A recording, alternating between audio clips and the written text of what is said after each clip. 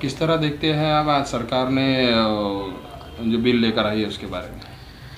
देखिए, एक तो ये है कि ये सीधा एक संविधान के ऊपर हमला करने जैसा है, हमारी लोकशाही को कमज़ोर करने जैसा है।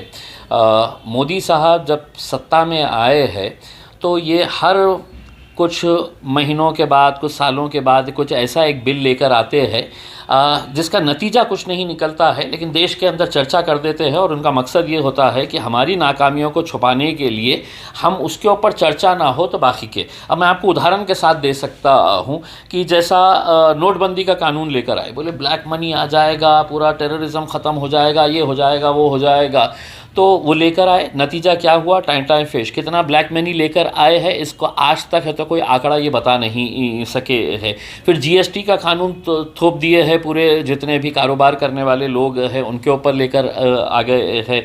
फिर किसानों का जब कानून लेकर आए थे तो किसान कितने महीनों तक रास्ते के ऊपर बैठे रहे उसका विरोध करने के लिए, और वो सवाल कर रहे हैं कि हम किसान हैं, कानून तुम हमारे से बगैर पूछे कैसा लेकर आ जा रहे हैं। और आखिरकार मजबूरन उन्हें वो वापस लेना पड़ा। अब मैं दूसरा एग्जांपल देता हूँ कि महिला रिजर्वेशन का बिल जब लाने का था, महिलाओं को रिजर्वेशन देने का, तो विशेष अधिवेशन बुलाया गया 5 दिन का, और उसमें है तो ये बिल पास किया गया। उन्होंने बताई नहीं कि ये इसका इम्प्लीमेंटेशन हम कम करने वाले हैं, कौन से साल में हम करेंगे, ये बताया ही नहीं है।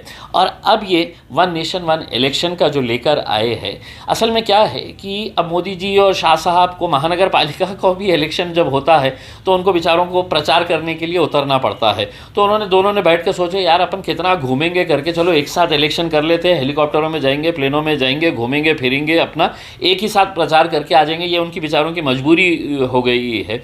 तो ये उन्होंने नया कानून लेकर आए हैं।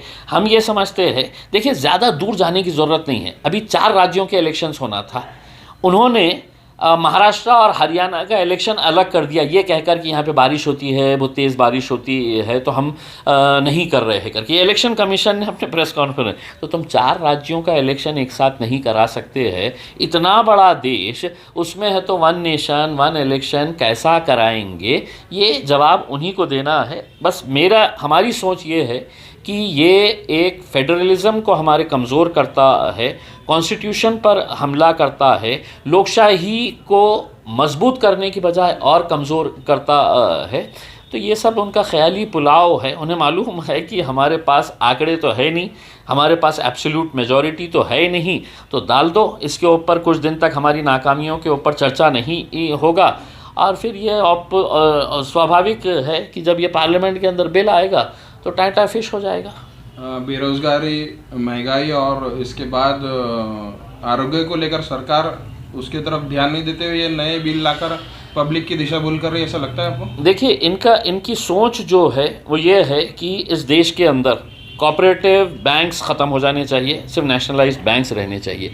कुछ उसी तरह से अगर देखा जाए तो देश के अंदर रीजनल पार्टीज़ का अस्तित्व ख़त्म हो जाना चाहिए, और देश के अंदर सिर्फ है तो भाजपा की नेशनल पार्टी के तौर के ऊपर ये इलेक्शन लड़ेंगे।